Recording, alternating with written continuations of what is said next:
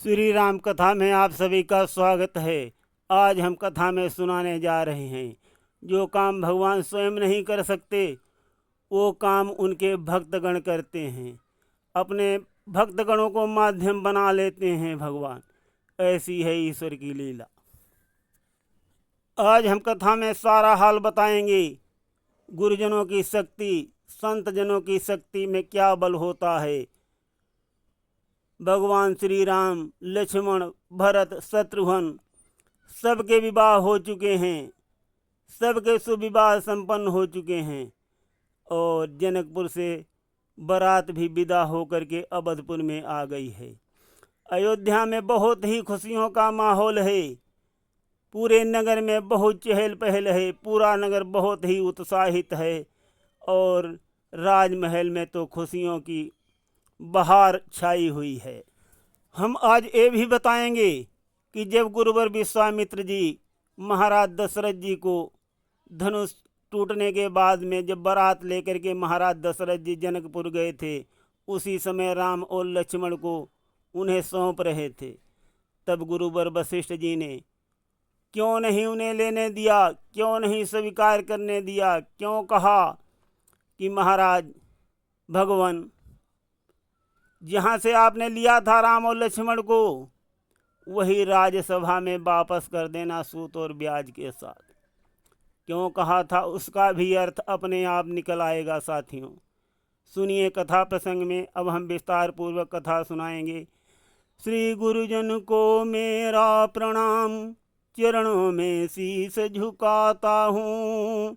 श्री राम नाम की महिमा का नूतन अध्याय सुनाता हूँ। अब विस्तार पूर्वक कथा प्रस्तुत है।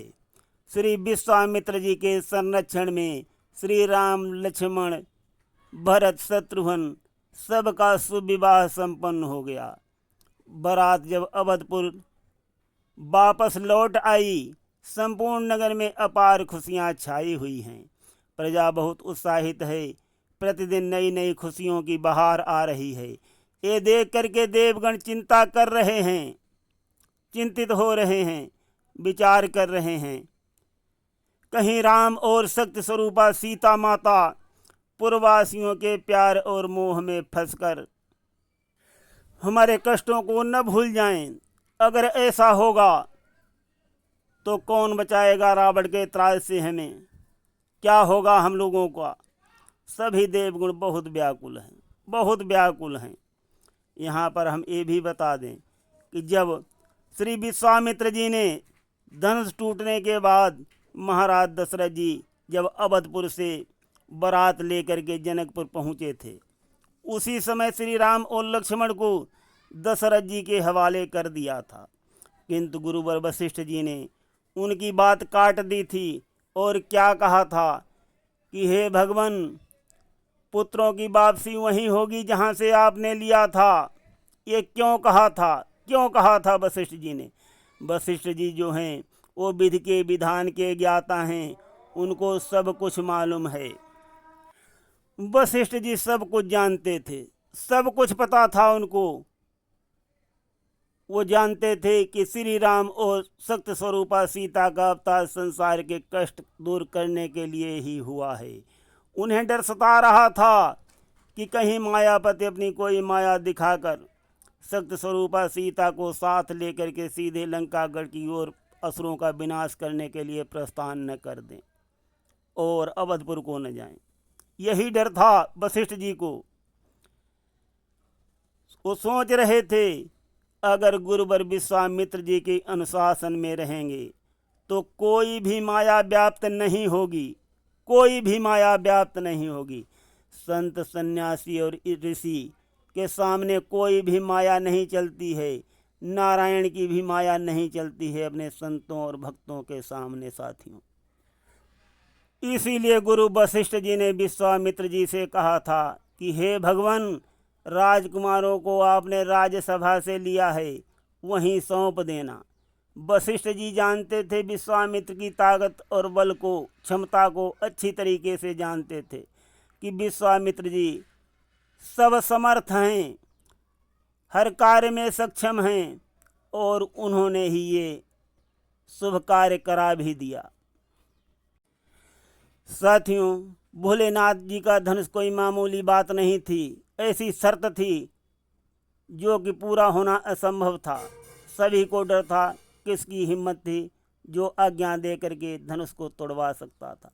किंतु विश्वामित्र जी ने सब संपन्न करा दिया और उनका उद्देश्य पूरा हो गया विश्वामित्र जी का। अब हम कथा को आगे बढ़ाएंगे। तो ये होती है संत और सन्यासी की शक्ति। संत और सन्यासी की शक्ति सबसे प्रबल शक्ति है। ईश्वर ने भी इसी शक्ति को मान्यता दिया है। कोई भी माया व्याप्त और छल कपट भी नहीं कर सकती संत और सन्यासी से। संत ने जो कह दिया वो अटल हो जाता है। यहाँ पर हम रामायण प्रसंग में सुनाते हैं, जनकपुरी में राम का जब से हुआ विवाह, छाया तब से अवध में नया चाओ उत्साह। दशरथ सा था शीश पर चक्रवर्ती महिपाल, प्रजा वर्ग था इसी से सब विधि माला माल। एक दिवस अचानक राजा ने दर्पण में अपना मुख देखा, देखा कुछ बाल सफेद हुए, चौथे पन को सन्मुख देखा। सोचा आता है ग्रीष्म काल, सुंदर बसंत ऋतु जाती है, तरुणाई पर पड़ गई ओस, अब वृद्धावस्था आती है। काली मत वाली रात गई, आ गया चांद का उजियाला, तकता है राहु चंद्रमा को, है ग्रहण शीघ्र पड़ने वाला। अब तक उन्नत राज में है, अब तक माया का चेहरा है, कब तक निद्रा में सोएगा, हो रहा सवेरा तेरा है। महाराज दशरथ जी सोच रहे हैं, बदली ने रंगत बदली है, सूरज पश्चिम को चलता है, मेरा मेरा करते करते दिन जैसा दिन दिन ढलता है। बरसों गरजायु स्थल में, बरसों शिकार में लग्न रहा, बरसों तक राज काज देखा, बरसों महलों में मग्न रहा। अब छोड़ छाड़ झूठे झगड़े, चल अपनी सच्ची बस्ती को, हे मूर्ख ब्याज की तृष्णा में, खोए देता है हस्ती को। दे रामचंद्र को राजपाट, तू घर को त्याग तपस्या कर, अब तक तो विषयानंद रहा, अब ब्रह्मानंद साधना कर। इस प्रकार दशरथ रहे कुछ सप्ताह उदास, बड़े सवेरे एक दिन गए गुरु के पास। बोले हे देव उतरता है सिर से प्रेत जवानी का, देखिए सोखता जाता है ये अपना खेत जवानी का। वृद्धावस्था अब रानी है, तरुणावस्था अब बांधी है, मेरे सोने ही सोने में हो रही चांद ये चांदी है। जब ब्रह्मचर्य को पूर्ण किया तो रहा ग्रही के संयम में, अब लेकर वानप्रस्थ स्वामी शीघ्र पहुँचूं संन्यास आश्रम में। पिछले पुरखाओं के समान प्रभु मुझे तपोवन जाने दें, हो गया राज के योग्य राम उसको ही राज चलाने दें, उसको अब राज चलाने दें। गुरु वशिष्ठ बोले नृपति है यह उचित विचार, मैं भी इस प्रस्ताव को करता हूँ स्वीकार।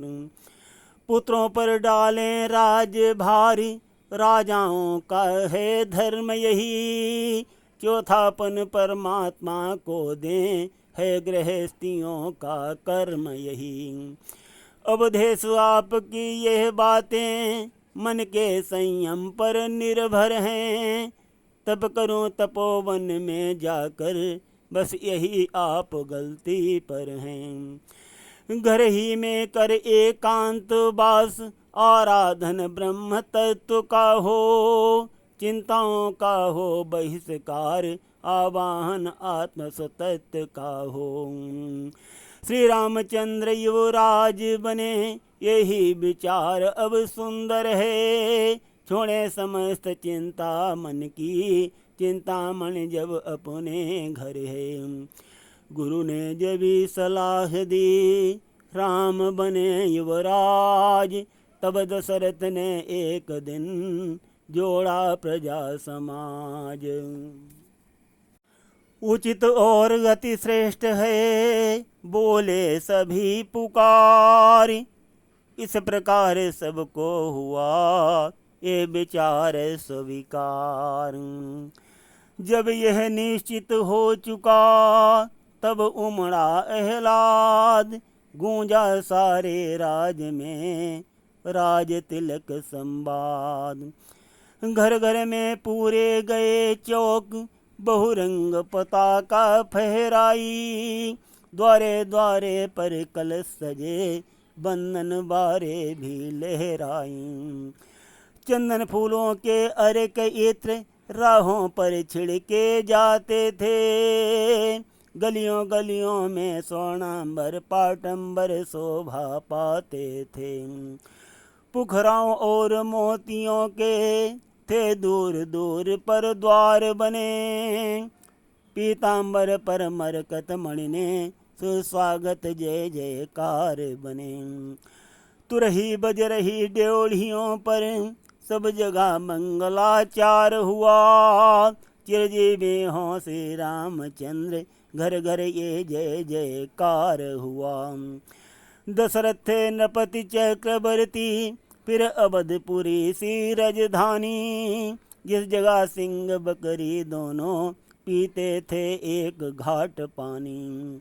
ऐसे घर जब है राज तिलक, तो शोभा कैसे वर्णन हो।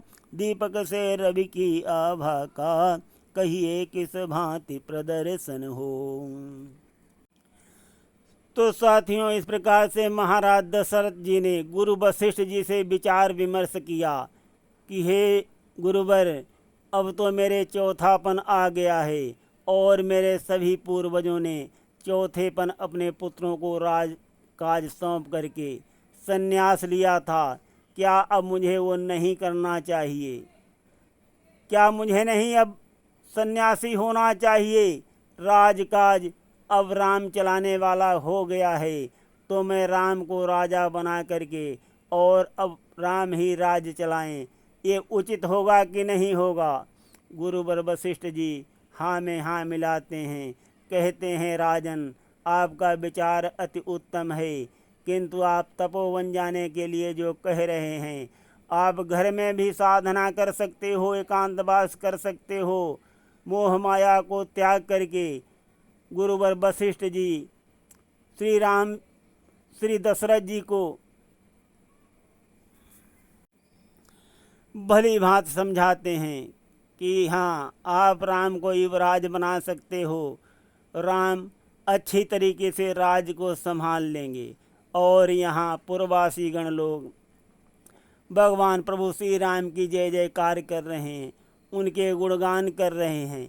तब आपस में बात करते हैं कि विश्वामित्र जी इनको लेकर के गए थे अपने यज्ञ का बहाना करके। विश्वामित्र जी खुद इतने बलवान थे, वो अपने यज्ञ की सुरक्षा कर सकते थे, किंतु विश्वामित्र जी ने ये प्रण किया था कि मैं अस्त्र नहीं उठाऊंगा, इसलिए बहाना था कि राम और लक्ष्मण को हम लेकर के जाएंगे अपनी यज्ञ की रक्षा के लिए। पूर्ववासी गण बात करते हैं जो विश्वामित्र जी ले भी गए थे। और फिर उसके बाद जो जो श्री राम जी ने विश्वामित्र के जी के साथ चरित्र किए, सारे पूर्ववासी गण उसका गुणगान करते हैं कि ऐसे ऐसे श्री राम जी ने सीता स्वयंवर में धनुष को तोड़ा और उसके बाद सीताराम भरत शत्रुघ्न सबके विवाह एक साथ ही हुए। अति आनंद हो रहा है अवधपुर में। लोग खूब बात बात करके उत्साहित हैं कि अब हमारे राम जो हैं राजा बनेंगे।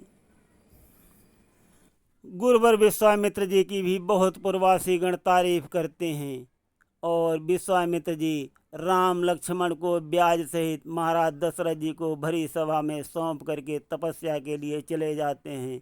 महाराज दशरथ जी उनको बहुत मान सम्मान के साथ दंडवत प्रणाम करते हैं, बहुत बहुत दिल से हार्दिक धन्यवाद करते हैं। सुनते रहिए गिरीश आध्यात्मिक ड्रीम में अत्यंत रोचक और कल्याणकारी कथा। आज हम प्रसंग को यहीं पर विश्राम देते हैं। धन्यवाद।